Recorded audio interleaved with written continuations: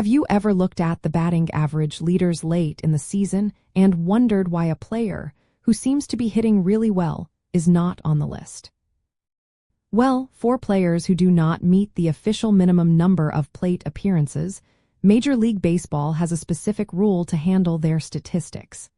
It is called prorating, and it allows for a more equitable comparison among players, even if their total opportunities are slightly different.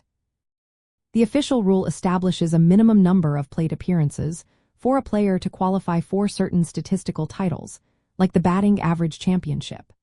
This minimum is typically 3.1 plate appearances per scheduled game for their team.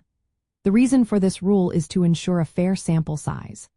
A player with only 50 plate appearances and a high batting average might look better than a player with 600 plate appearances, but their small sample can be misleading. Prorating addresses this by adding imaginary hitless at-bats to the player's total until they reach the minimum, which then slightly lowers their average to provide a more realistic ranking.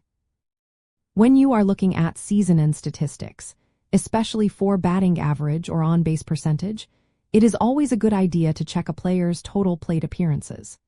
If a player is just below the minimum, remember that their listed average might be a bit higher than their prorated average would be for official ranking purposes.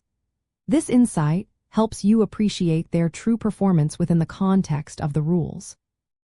This important guideline, specified in Rule 10.20 to Alpha of the official baseball rules, is critical for players who might have missed time due to injury or were called up from the minor leagues late in the season.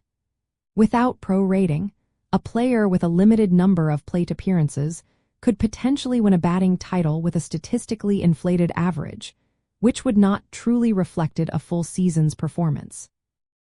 Understanding this prorating rule provides you with a deeper appreciation for how baseball statistics are kept fair and consistent.